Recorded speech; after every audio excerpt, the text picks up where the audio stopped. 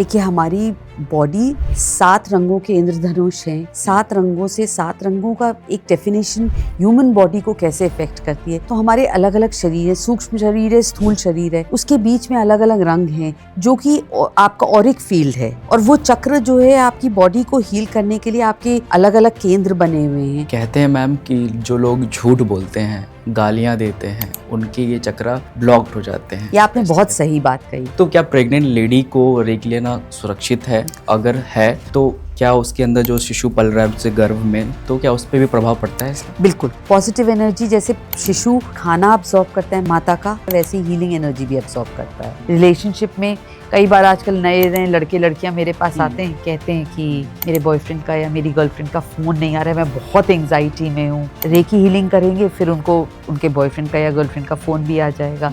आजकल हम लोग मैनिफेस्टेशन का काफ़ी बातें करते हैं ना, जो चाहो वो पालो। तो रेकी हमें मिल गया, हमारे चक्रास बैलेंस्ड हो गए, है ना। अब हम वाइब्रेट कर रहे हैं जो यूनिवर्स के साथ अलाइन हो रहा है। तो क्या हम लोग जो है वाकई में जो है मैनिफेस्ट कर सकते? बिल्कुल। आप जो चाहते, जो आपके हाईएस्ट गुड के लिए होगा। जब रेकी करते हो आप भगवान से मांगते हो कि मेरे को ये दे दो। हो सकता है भगवान ने आपके लिए उससे ज़्यादा, कोई कहे कि आप मेरे लिए हीलिंग कर दो, 10 करोड़ मुझे मिल जाएं, बल्कि आपको हो सकता है भगवान ने आपके लिए 50 करोड़ सोच रखे हो, 100 करोड़ सोच रखे हो।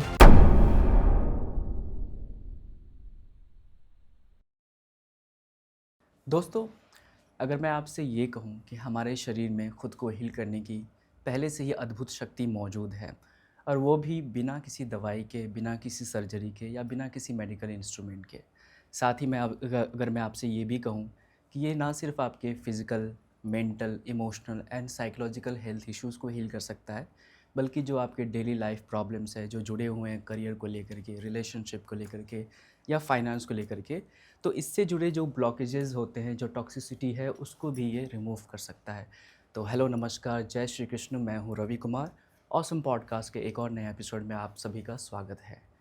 दोस्तों, ईश्वर ने हमारे भीतर जो है किसी न किसी तरीके की प्रतिभा दी है, पर आज के जो हमारे गेस्ट जो मौजूद हैं वो बहुमुखी प्रतिभा के धनी हैं। अगर मैं बात करूं तो वो एक रेकी ग्रैंड मास्टर है, न्यूमरोलॉजिस्ट है, टैरो रीडर है, ऑरा रीडर है और भी बहुत कुछ। तो स्वागत करते हैं हमारे आज के मेहमान सुमिता गोयल जी का। सुमिता जी, आपका बहुत बहुत स्वागत है। नमस्कार, थैंक यू सो मच। जी मैम, पहले तो मैं ये कहना चाहूँगा कि I am feeling blessed and truly honoured कि मैं ये स्टूडियो स्पेस आपके साथ शेयर कर रहा हूँ मैम। थैंक यू रवि, मुझे भी बहुत अच्छा लग रहा है आज आपके संग ये समय व्यतीत करके। तो मैम, पॉडकास्ट को शुरुआत करते हैं हम लोग।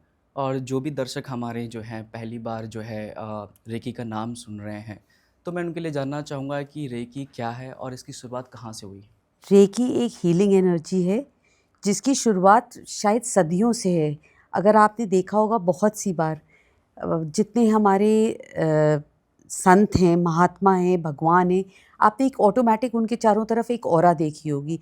आपको लगता होगा ये ऑरा हम लोग भगवान को डिस्क्रिमिनेट करने के लिए या डिस्टिंग्विश करने के लिए बनाते हैं, बट ये ऑरा है जो कि हीलिंग एनर्जी है। उनके छूते ही वो कहते थे, आपने बहुत सी बार ये भी सुना होगा कि इस संत ने आपको हाथ लगाया, बस हाथ रख दिया और वो ठीक हो गए। तो ये एक हीलिंग एनर्जी है जो कि बहुत सदियों से चली आ रही है, और ये ईश्वर की कृपा की एक एनर्जी है जो कि आपके अंदर बरसती है। You are just a channel for recce.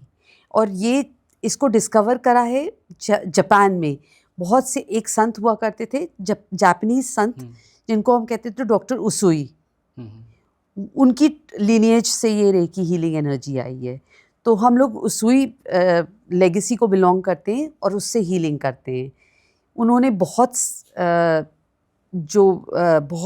तपस्या करी, एक गुफा में जाके तपस्या करी। उनको कुछ सिंबल्स, कुछ लाइट्स दिखाई दी और उनको समझ में आया, and that from that day उन्होंने जैसे जिसको छुआ तो वो उनको महसूस हुआ वो एनर्जी उनके तरफ से जा रही है।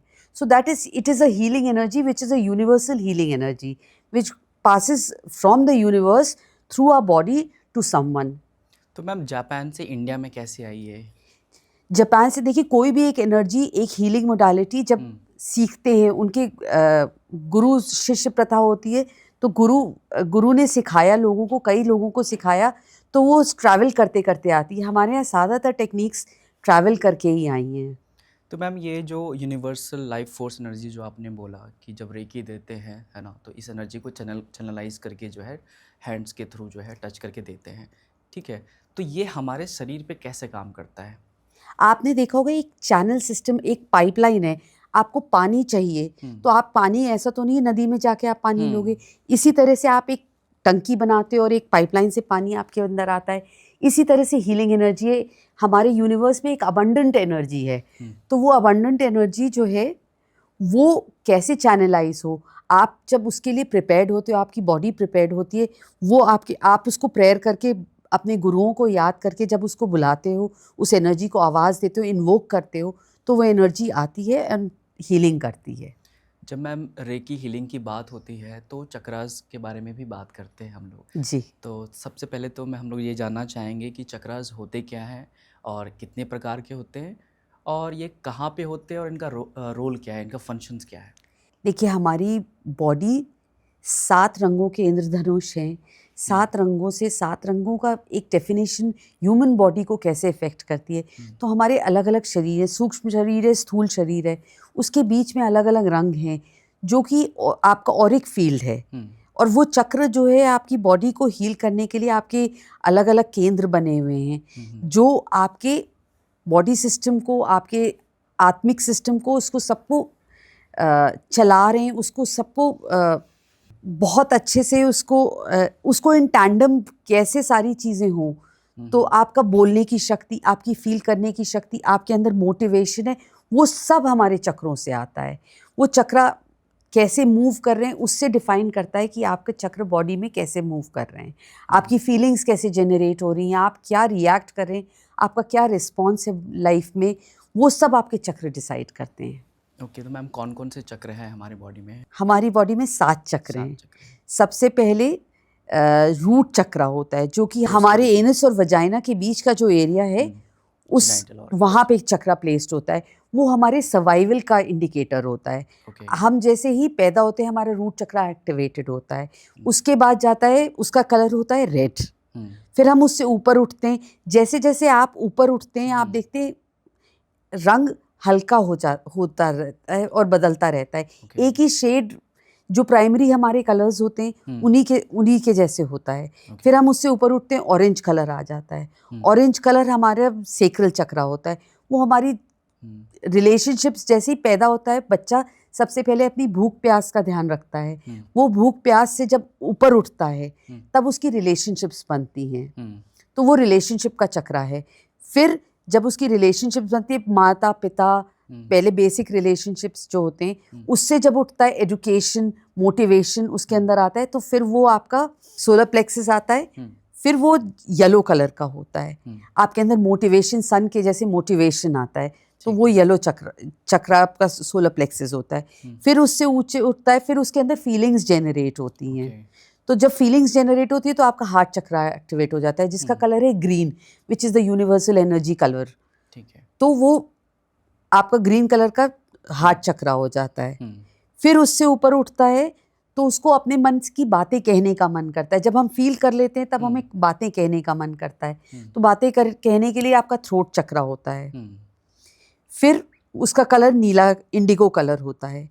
फिर आप उससे ऊपर उठते हो तो आप विजुलाइज करना शुरू करते हो। हम सपने देखते हैं, विजुलाइज करते हैं, वो आपका आज्ञा चक्र होता है। और फिर जब हम आज्ञा चक्र से विजुलाइज कर लेते हैं तो उन थॉट्स को हम अपने आप कहीं भी पहुंच सकते हैं। तो वो हमारा क्राउन चक्र होता है। उसका कलर बिल्कुल वायलेट कलर होता है। जो वायलेट कलर की हम विबग्योर कहते हैं, विबग्योर का यही रूल है।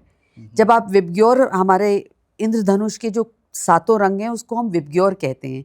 रेड से शुरू करते हैं, वायलेट पे आके रुकता है। इसी तरह से हमारे चक्र होते हैं। शुरुआत होती है नीचे से, जो कि हमारी सर्वाइवल को के ऊपर से उठते उठते जाता है। ओके। तो मैम हमें कैसे पता होगा कि कोई चक्र बैलेंस्ड है या अनबैलेंस्ड है या ब्लॉक्ड है? उसके क्या संकेत होते हैं, उसके क्या सिम्टम्स होते हैं? देखिए, कभी भी कोई भी एक चक्र बैलेंस्ड नहीं या अनबैलेंस्ड नहीं होता। आपके मिश्रण होता है। बॉडी में अलग अलग रिस्पॉन्सेज, अलग अलग एक्सपीरियंसेस की वजह से, और आप कितना क्या महसूस कर रहे हैं, आपके क्या एक्सपीरियंसेस हैं, क्या ट्रॉमाज हैं आपके, और क्या खुशी आपको मिली है, उसके ऊपर डिपेंड करता है। जब आप बहुत मोटिवेटेड फील करेंगे, हर चीज़ का एक फ्लिप साइड भी होता है, एक गुड साइड है, एक फ्लिप साइड है। जैसे रूट चक्रा है, जो इंसान का रूट चक्रा डिसबैलेंस्ड होगा, मैं कहूँगी वो सर्वाइवल की उसके अंदर भूख होगी, वो हर चीज़ में कॉम्पिटिटिव बहुत ज़्यादा होगा, ईगोइस्टिक बहुत ज़्यादा होगा। आप देखोगे उनकी त्वचा का कलर भी ज़्यादा रेडिश कलर लिए हुए होगा। और इसी तरह से अलग अलग चक्रा, अगर आपका रूट चक्रा और आपका थ्रोट चक्रा डिसबैलेंस्ड होगा तो आप अपनी एक्सप्रेशन, आपकी फीलिंग्स का एक्सप्रेशन भी आप देखोगे कम रहता है। ऐसे लोग अपनी फीलिंग्स एक्सप्रेस नहीं करते, बट फिजिकली बहुत डिमांडिंग होते हैं, एक्सपेक्टेशंस बहुत होती हैं उनके अंदर। इसी तरह से जिन लोगों का सोलर प्लेक्सेस नहीं, सोलर प्लेक्सेस में रिलेशनशिप प्रॉब्लम्स होती हैं, आपकी ईगो बहुत ज़्यादा होती है, डिसबैलेंस्ड होगा। तो अलग अलग तरीके हैं। जब हम लोगों को स्कैन करते हैं, जब हम ऑरा स्कैन करते हैं, तो हमें पता चलता है कि उसका कौन सा चक्रा बैलेंस्ड है, कौन सा डिसबैलेंस्ड है। ओके।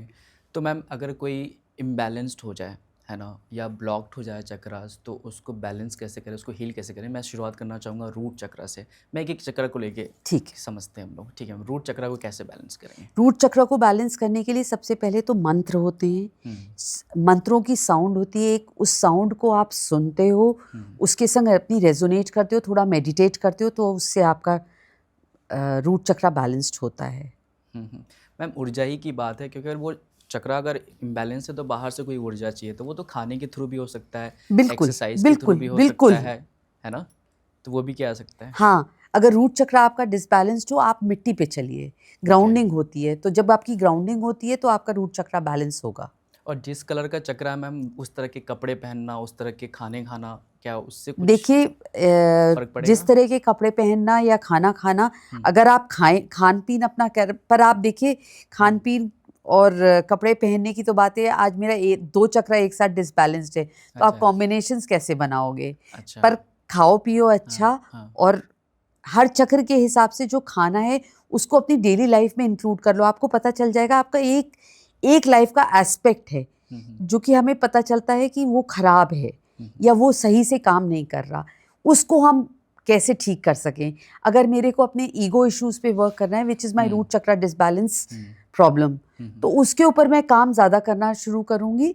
मैं अपना खाना पीना रेड ज़्यादा पहनूंगी, रेड रूबी कलर की चॉइस ऐसी रख लूँगी, और फिर खान पीन भी ऐसा रखूँगी कि उससे। इसके लिए मैम कोई स्पेसिफिक मंत्र है चैंट करने के लिए, जिससे ये बैलेंस्ड हो? जैसे लाम वाम वो जो होता है ना, जो हर चक्र से जुड़ा होता है। चक्रों की साउंड्स हैं, आप यूट्यूब पे देखेंगे आपको हर चक्र की साउंड मिलेगी। आपको साउंड के साथ साथ उसका प्रोनाउंसिएशन और उसका म्यूज़िक बहुत ज़्यादा ज़रूरी है। ओके। तो रूट चक्र से मैम सैक्रल चक्र के बारे में समझते हैं मैम कि अगर ये इम्बैलेंस्ड हो जाए, है ना, तो इसको कैसे हम लोग जो है हील कर सकते हैं, बैलेंस कैसे कर सकते हैं मैम? इसको बैलेंस करने के लिए आपको अपने सैक्रल चक्र को बैलेंस करने के लिए सबसे पहले अपनी रिलेशनशिप्स पे काम करना शुरू कर देना चाहिए। ओके। और मैं कहूँगी सैक्रल चक्र के बैलेंसिंग के लिए आप इसेंशियल ऑयल्स का इस्तेमाल करें। ओके। सो उससे बहुत फ़र्क आता है, आपके चक्रों की एनर्जी बदलती है। आप पेट्स रखें, पेट्स का ध्यान रखें। ओके। जब आप अनकंडीशनली प्यार करना देना सीख जाएंगे तो आपको प्यार मिलना भी शुरू हो जाएगा। सैक्रल चक्र वालों की रिलेशनशिप्स की सबसे ज़्यादा इश्यूज होते हैं, तो जो हम एक्सप्रेसिव नहीं हो पाते हैं, तो वो सब चीज़ें हैंडल करने के लिए आप अपने सैक्रल चक्र को हैंडल करने के लिए अलग अलग चीज़ें कर सकते हैं। आप सी के पास बहुत रहिए, उससे आपको बहुत एनर्जी मिलेगी। सैक्रल चक्र वालों को मून मेडिटेशंस बहुत करने चाहिए। ओके। अब सैक्रल चक्र से हम लोग सोलर प्लेक्सस की तरफ मूव करते हैं मैम। सोलर प्लेक्सस चक्र को कैसे हील कर सकते हैं हम लोग? अग्नि है ये, अग्नि को कैसे आप, अग्नि को शांत करना ज़रूरी है। अग्नि बढ़ेगी तो वो दनावल बनेगी, अच्छा। तो उस अग्नि को शांत रखना चाहिए। उस अग्नि के आपको सूर्य नमस्कार बहुत करना चाहिए। सूर्य नमस्कार आपके सोलर प्लेक्सस को हमेशा हेल्प करेगा। सूर्य नमस्कार करिए, और पीले कपड़े पहनिए, खान पान, अच्छा। सनलाइट में रहिए। मेनली सनलाइट, और आपको अपने जो सोशल सर्कल है, जो अपने कोलीग्स हैं, उनके संग रिलेशनशिप मेंटेन करने की, मैनेज करने की, डिप्लोमेटिक स्किल्स बनाने की ज़रूरत है। ओके, अब हम लोग हार्ट चक्रा, अनाहत चक्रा के बारे में बात कर लेते हैं। वो तो ठीक है, सबसे ज़्यादा ज़रूरी है। बहुत ज़्यादा इम्पॉर्टेंट है, लगभग सबके इम्बैलेंस्ड ही होंगे। इम्बैलेंस नहीं होते, उसमें क्या होता है, हम सबके बीच का ये ब्रिज है। अनाहत हमारे लोअर चक्रास और हायर चक्रास का ब्रिज है। ओके, उसको स्ट्रॉन्ग होना बहुत ज़रूरी है। हम लोग दुख पाल लेते हैं। अनाहत दुख पालने का केंद्र नहीं है। अनाहत है खुशियाँ बिखेरने के लिए। अनाहत है आपकी सेंसिटिविटी के लिए। आप कैसे अपनी सेंसिटिविटी को अपनी स्ट्रेंथ बनाते हो, वीकनेस नहीं। तो वो अनाहत का काम है। अनाहत आपको फीलिंग्स देता है, आप कैसे फील करते हो।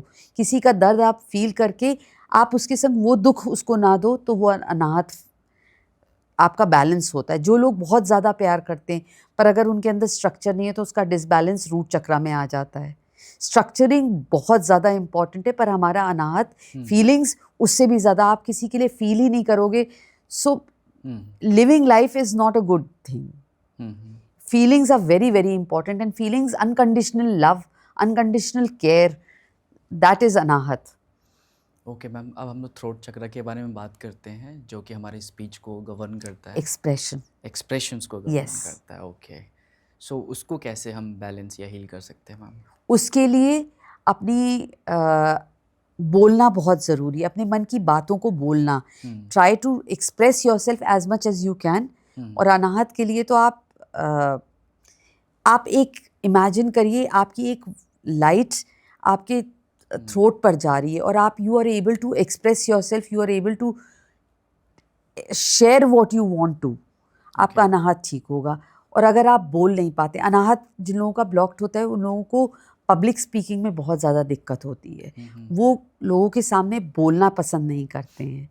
ऐसा कहते हैं मैम कि जो लोग झूठ बोलते हैं, गालियाँ देते हैं, उनके ये चक्रा ब्लॉक्ड हो जाते हैं। हाँ, वो अपने आप को ये आपने एक्सप्रेस नहीं बहुत कर सही बात कही।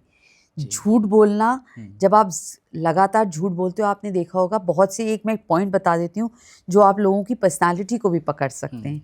जो लोग बहुत ज़्यादा खंगारते हैं गला, या बोलने के बाद उनकी खरखराहट होती है, कहीं ना कहीं वो, दैट इज़ अ साइन आपका थ्रोट चक्रा डिसबैलेंस्ड है। एंड झूठ बोल रहे हैं आप, इंसान उस चीज़ को से झूठ, चाहे आप अपने आप को सेव करने के लिए बोल रहे हैं, चाहे अपनी बात को एक्सप्रेस ना कर पाने की वजह से बोल रहे हैं, अनाहत वो आपका थ्रोट चक्रा उससे डिसबैलेंस ज़रूर होगा। और जितना आप झूठ बोलेंगे, प्रैक्टिस करिए कि आप गलत शब्द मुंह से ना निकालें, या झूठ ना बोलें, या लोगों को हर्ट ना करें, हर्टफुल बातें ना बोलें, तो आपका थ्रोट चक्रा बैलेंस अपने आप होने लगेगा। तो झूठ बोलने के बहुत सारे नुकसान हैं। चक्रा तो आपका इम्बैलेंस तो होगा ही, ब्लॉक तो होगा ही, साथ में जो है आपके रिश्ते भी ख़राब होंगे। ठीक है, कोई आप पे विश्वास भी नहीं करेगा। तो अब चलते हैं, अब थर्ड आई चक्रा के बारे में बात कर लेते हैं, आज्ञा चक्र के बारे में। ये अगर इम्बैलेंस्ड होता है, ब्लॉक्ड होता है, तो इसे कैसे कर सकते हैं हील?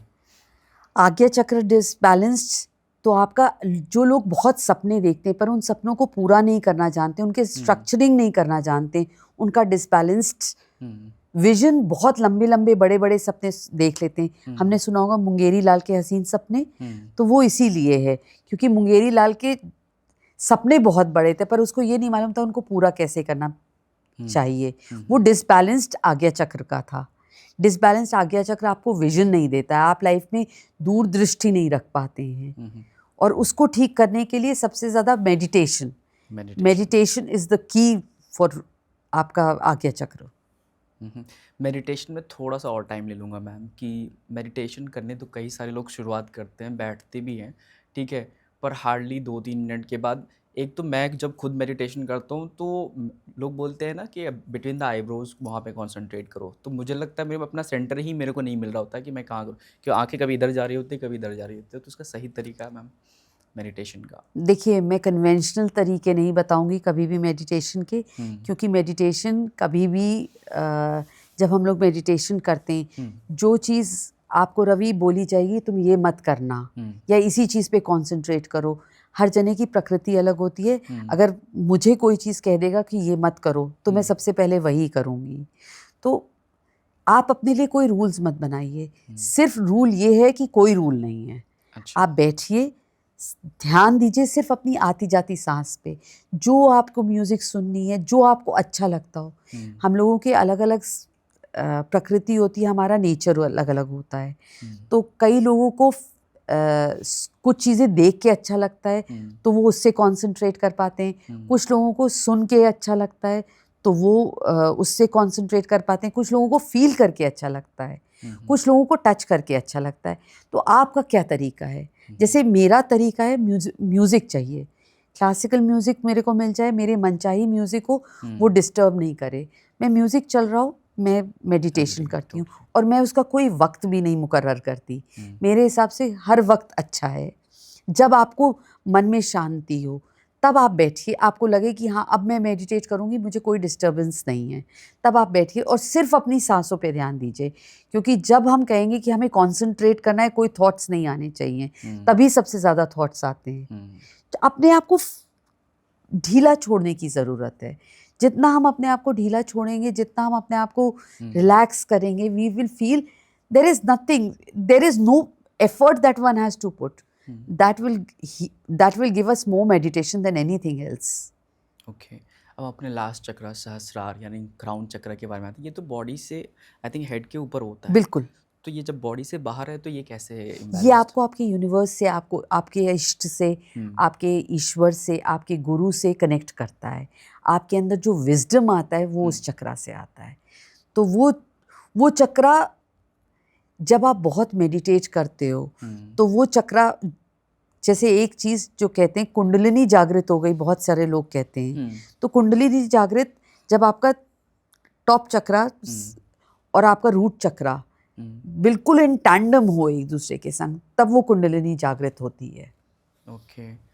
तो उसके लिए आप कह सकते हैं कि अगर आप मेडिटेशन मेडिटेट करें। और रिलीजियस प्रैक्टिसेस वगैरह करें तो रिलीजियस प्रैक्टिसेस में मेरा बिलीफ सिस्टम बहुत कम है। ओके। मैं कहती हूँ स्पिरिचुअल प्रैक्टिस करिए। ओके। स्पिरिचुअल प्रैक्टिस ये होती है कि आप किसी चीज़ पे, मेरा अटकाव कभी नहीं होगा। रिलीजियस प्रैक्टिस अटकाव देती है। चक्रास हर एक के होते हैं, चाहे वो किसी भी धर्म का हो, किसी भी प्रांत का हो, सबके होते हैं। तो रिलीजियस प्रैक्टिस आपको बांध देती है, स्पिरिचुअल प्रैक्टिस आपको एक्सपैंस देती है, एक्सपैंड करती है। हम ह्यूमैनिटी से कनेक्ट करते हैं। क्योंकि आपने कहा ना कि जो आपके इष्ट से कनेक्ट करते हैं, तो मेरा इष्ट तो अलग इष्ट है, तो आपका उनका इष्ट अलग हो सकता है, किसी और का इष्ट अलग हो सकता है। हाँ। तो रिलीजियस प्रैक्टिस की ज़रूरत नहीं है, मुझे अपने इष्ट को आवाज़ देनी है। ओके। अब मैं कृष्ण को बुलाऊं, हो सकता है गणेश जी मेरे इष्ट हो, मुझे पता नहीं है, तो गणेश जी आ जाएंगे। ओके। किसी के नानक जी हैं। अब जैसे किसी का एक पास्ट लाइफ रिग्रेशन कर रही थी, तब मैंने उस बच्चे के इष्ट जो हैं गुरु नानक जी थे, और पता नहीं था, बिल्कुल एक हिंदू नॉर्मल परिवार में जन्मी बच्ची, उस बच्ची का एक ओमकार से क्या रिश्ता था पता ही नहीं था। मतलब वो गाती थी, पैदा होते ही उसको कड़ा चाहिए था। पता चला जब हमने उसकी हिप्नोथेरेपी करी तो उसके इष्ट गुरु नानक जी थे। तो आप अपने इष्ट, हमें अपनी आज की रियलिटी में लगता है मेरे ये इष्ट हैं, क्योंकि मेरे परिवार की कंडीशनिंग, मेरा माहौल, वो मुझे मेरे इष्ट डिसाइड करवाता है। ज़्यादातर हम अपने परिवेश से अपने इष्ट को डिसाइड करते हैं, पर हमारे इष्ट हमारे पहले से डिसाइडेड हैं, वो हमारे इष्ट रहे हैं। आपके गुरु कौन हैं? एक ऐसे ही, अगर एक और किस्सा आपको बताऊं, एक किसी की हिप्नोथेरेपी कर रही थी, उनके जब हम हिप्नोथेरेपी में हमने उनके गुरु को बुलाया, तो आप सोचोगे उनकी माँ आई, तो उनकी माँ उनकी इष्ट थी, उनकी गुरु थी। तो हमारे गुरु कौन हो सकते हैं जिसको आपने अपनी लाइफ में सिलेक्ट करा हो सकता है वो आपसे बहुत छोटा हो, वो हो सकता है आपसे बहुत बड़ा हो, पर गुरु आपका इष्ट। आप जब कनेक्ट करते हो मेडिटेशन में, कोई भगवान की मूर्ति कुछ नहीं आती है, कोई धर्म नहीं आता है, उससे जब आप कनेक्ट करते हो तो आपके इष्ट या आपके गुरु आपको आके ब्लेस करते हैं। So just let that be, just allow. हमें पता नहीं होता, हम जब सरेंडर करते हैं, जब हम छोड़ देते हैं, तो कौन आके हमें पकड़ता है वो ऊपर वाला ही जानता है। ओके। तो मैम जब किसी को रेकी देते हैं, है ना, तो जो प्रैक्टिशनर है और जो रेसिपिएंट है, कुछ खास तैयारी करनी पड़ती है, कोई प्रिकॉशंस लेना पड़ता है कि आप ऐसा नहीं कीजिएगा एक दिन पहले जिस दिन आपको वो लेना है, आपको हीलिंग लेनी है, तो ऐसे क्या क्या सारे प्रिकॉशंस हैं मैम? देखिए, मैं सबसे पहली चीज़, जो लोगों को हीलिंग लेनी होती है, एडवाइजरी तो यही है एज अ हीलर, जब मैं कहूँगी तो कि आप ड्रिंक मत करिए, नॉनवेज मत खाइए, क्योंकि जो हम खाते हैं, जो हम पीते हैं, उसकी एनर्जी हमारे अंदर रहती है। तो जो एक हीलर है, उसको जो भी आपका कोर इशू है उसको हील करने में ज़्यादा मदद होगी जब आप ये वाली चीज़ें अपने आप को इन सब खान पान से अलग रखेंगे, क्योंकि हमें आपकी सारी लेयर्स के अंदर जाना होता है। तो वो ज़्यादा बेटर है कि आपको आपको हम अलग इन सब चीज़ों से अलग रहें। खान पीन हमारी सोच, हमारी दृष्टि सबको चेंज करता है। तो मेरा ये सवाल पूछने का ये मकसद था कि मतलब कुछ शुद्धिकरण की ज़रूरत पड़ती होगी, है ना, कुछ प्यूरिफिकेशंस वगैरह की हीलिंग को एक्सेप्ट करने के लिए। नहीं, आपकी रिसेप्टिविटी सबसे ज़्यादा इम्पॉर्टेंट है। आपकी चाहना कि आप करवाना अपने आप को हील करना चाहते हो। जब आपकी विलिंगनेस होगी तो आपकी हीलिंग हो जाएगी। ओके। अगर मैं इफ़ आई एम समवन कि मेरे को इस पे विश्वास नहीं है, पर फिर भी मैंने किया कि चलो देखता हूँ कि ये काम करता ही नहीं करता, मेरे को विश्वास नहीं है, तो तब भी क्या रेकी हीलिंग काम करेगी? क्या आप मानते हो कि यूनिवर्सल एनर्जी भगवान जो यूनिवर्सल एनर्जी है, या जो हमारा गुरु है, वो हमारे बारे में सब कुछ जानता है? जब आप देखने के लिए करते हो तो गुरु कहता है बेटा देख लो।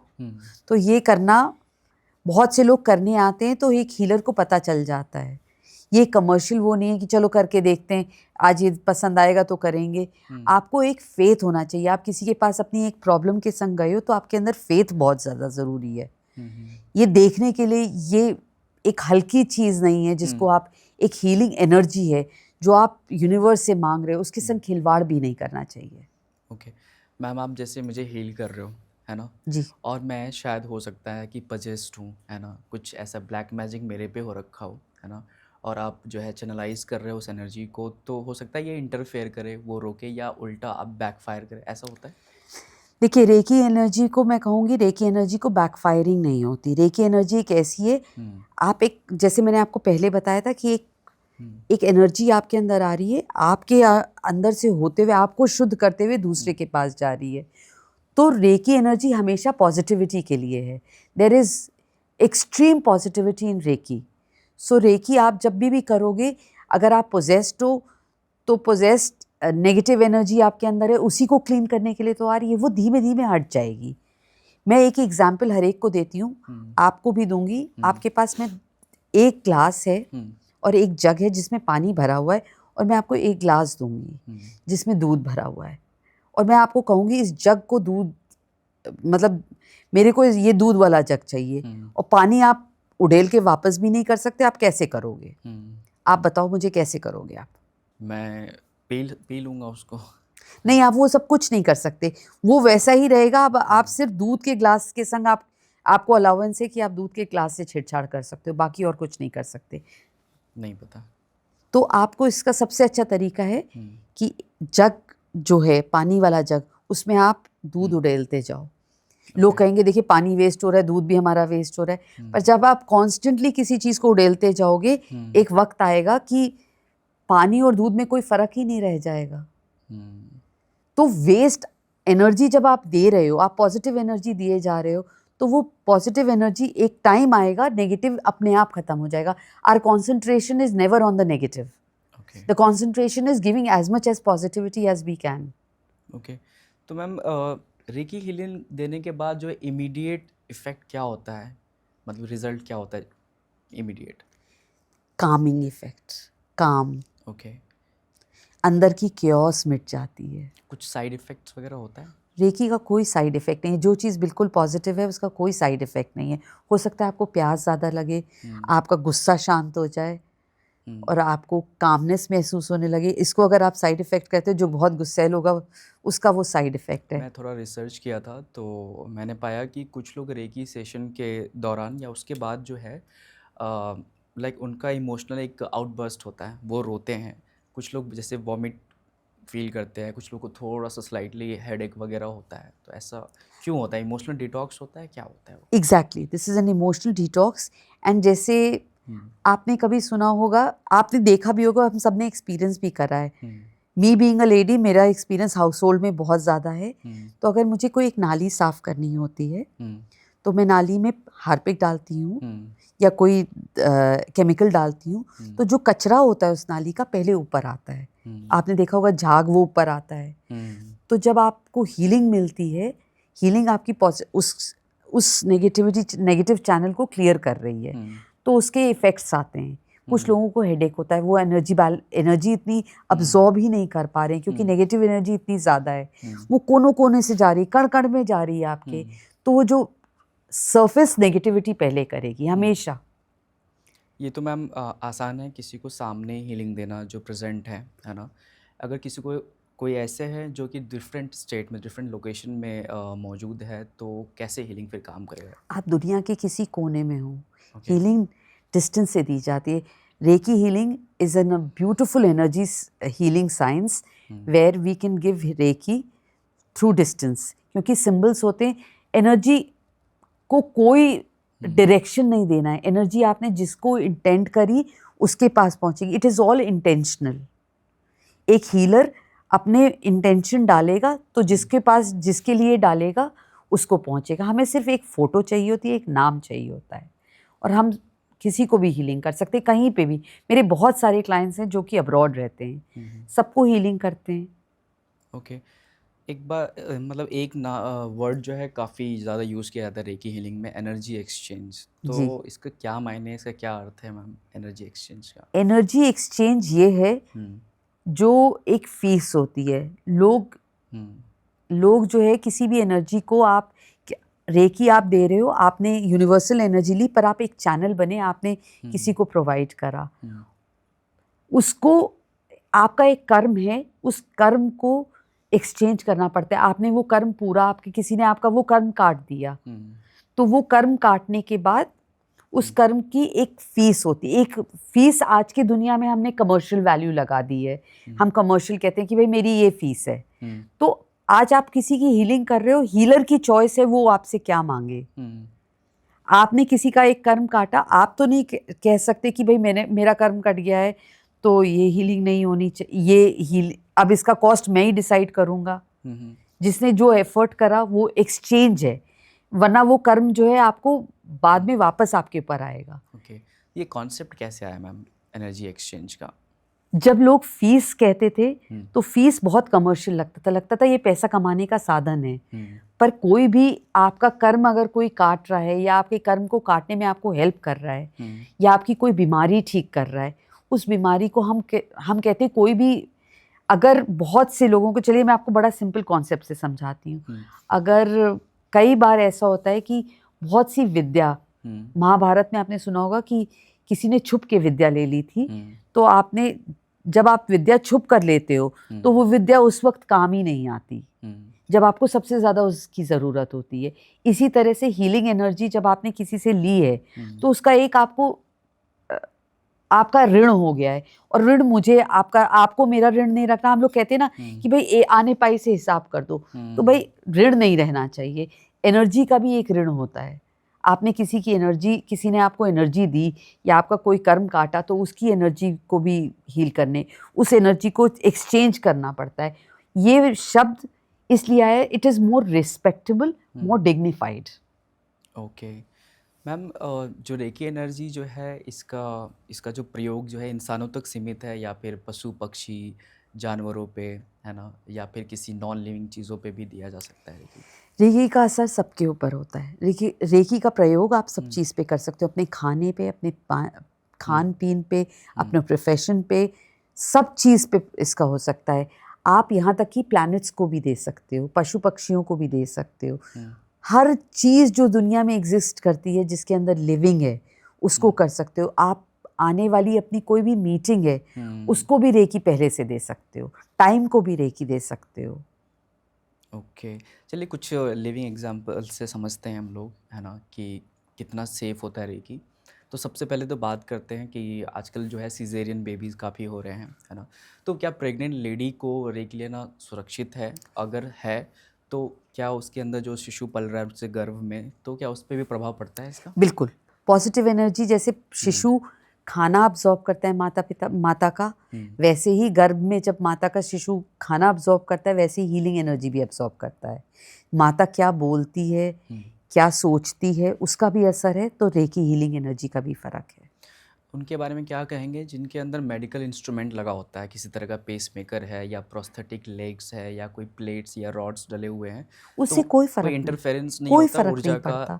नहीं, उस इंस्ट्रूमेंट से? ऊर्जा आपके जहाँ, देखिए ऊर्जा को मैं सिर्फ एक इंटेंशन दे सकती हूँ, इस व्यक्ति को ऊर्जा चाहिए, पर मैं उसको सिर्फ ये कह सकती हूँ कि इसकी ऊर्जा यहाँ पे आनी चाहिए, पर शरीर को कहीं और ज़रूरत हो सकती है। जैसे मैंने आपसे कहा कि आपका रूट चक्रा और हार्ट चक्रा डिसबैलेंस्ड हो, आपको पता हो सकता है, आपको लगे कि मेरा सिर्फ रूट चक्रा ही डिसबैलेंस्ड है, मैंने थॉट लगाया। एनर्जी को सब कुछ मालूम है, एनर्जी अपने आप उसी जगह जाएगी जहाँ आपकी पूरे सिस्टम को ज़रूरत है। तो ऐसा कहीं नहीं होता प्रोस्थेटिक लेग लगाए या पेसमेकर लगाए, उस स्टेंट लगा हुआ है, इस सब चीज़ से कोई फ़र्क नहीं पड़ता। ओके। तो और ऐसे भी फिजिकल तो प्रॉब्लम्स तो दिखती हैं, है ना? और लेकिन जब मेंटल डिसऑर्डर की हम बात करें, कई सारे गंभीर बीमारियां हैं, है ना? जैसे पार्किंसन डिजीज़ है, ऑटिज़म है ना? ओसीडी है। ओसीडी के बारे में मैं कहना चाहता हूँ कि मेरे भाई को था ओसीडी और हमें समझ में नहीं आता था इसको क्या हो रहा है, और एक्चुअली हम उनसे उससे इरिटेट होते थे कि ऐसा क्यों करता रहता है वो। ठीक है, डॉक्टर को हमने दिखाया तो वो चीज़ें जी, कभी ठीक रहती, कभी वर्स होती, हाँ लेकिन उसका जी, कुछ हीलिंग नहीं हुआ। जी, तो क्या रेकी इज़ द आंसर कि ये? Absolutely. Reiki works on the root cause. Okay.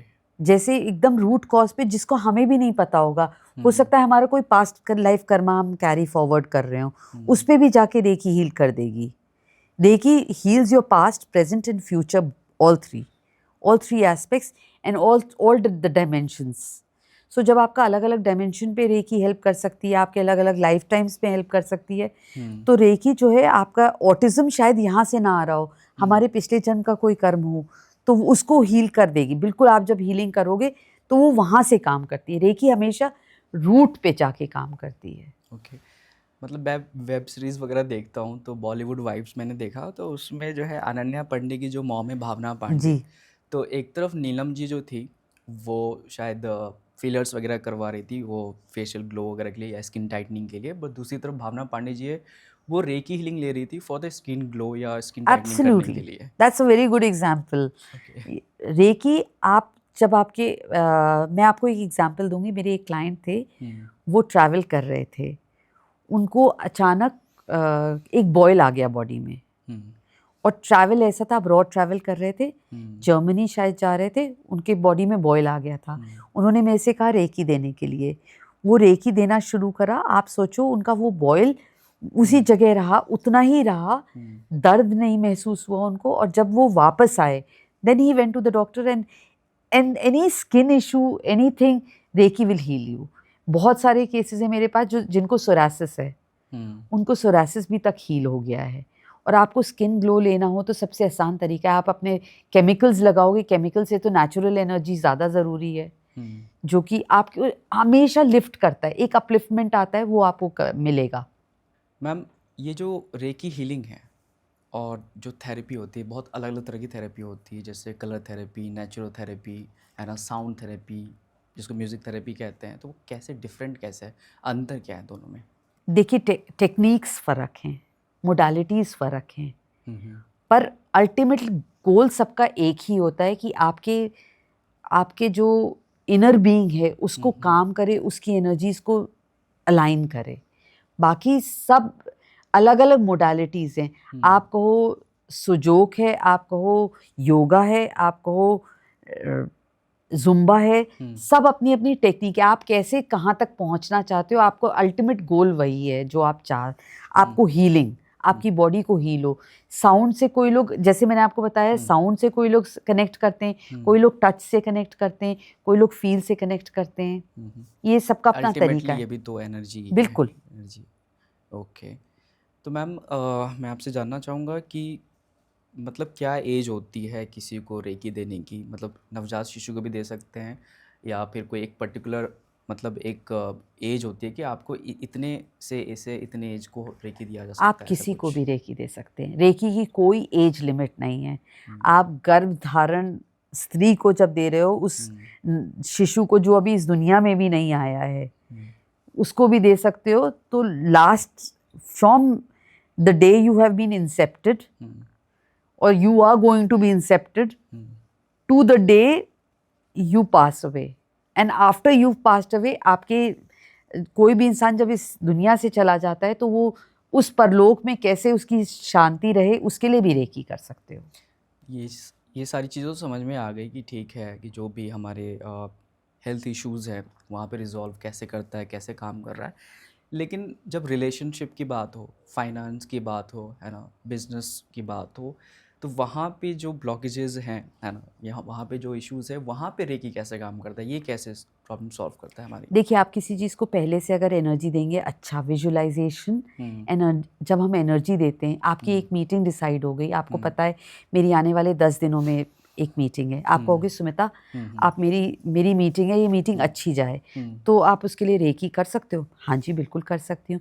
मैं उस मीटिंग को विजुअलाइज करती हूँ, आपका गोल डिसाइड, आपसे आपका गोल जानना चाहूँगी, उसको हीलिंग करना शुरू करूँगी, बेटर हो जाएगा। रिलेशनशिप में कई बार आजकल नए नए लड़के लड़कियाँ मेरे पास आते हैं, कहते हैं कि मेरे बॉयफ्रेंड का या मेरी गर्लफ्रेंड का फ़ोन नहीं आ रहा है, मैं बहुत एंग्जाइटी में हूँ। तो रेकी हीलिंग हम करते हैं। देखिए, रेकी हीलिंग करेंगे, फिर उनको उनके बॉयफ्रेंड का या गर्लफ्रेंड का फ़ोन भी आ जाएगा। पर फिर एक तरीका ये भी होता है कि पहले आपकी एनर्जी को काम करेगा, आपके अंदर वो एक्सेप्टेंस लाएगा कि नहीं, ये हम जादू टोना नहीं है, ये एक हीलिंग एनर्जी है जो आपके बेसिक पे, आपके बेस पे काम करेगा, आपके इंटरनल रूट कॉज पे काम करेगा। उसके बाद तो बाकी सारी चीज़ें तो आराम से हो जाती हैं। आजकल हम लोग मैनिफेस्टेशन का लाइक काफ़ी बातें करते हैं ना, जी। जो चाहो वो पालो, जी। है ना। तो रेकी हमें मिल गया, हमारे चक्रास बैलेंस्ड हो गए, है ना। अब हम वाइब्रेट कर रहे हैं जो यूनिवर्स के साथ अलाइन हो रहा है। तो क्या हम लोग जो है वाकई में जो है मैनिफेस्ट कर सकते हैं जो चाहते बिल्कुल, हैं? बिल्कुल। आप ओके। जो चाहते, जो आपके हाईएस्ट गुड के लिए होगा। जब रेकी करते हो, आप भगवान से मांगते हो कि मेरे को ये दे दो।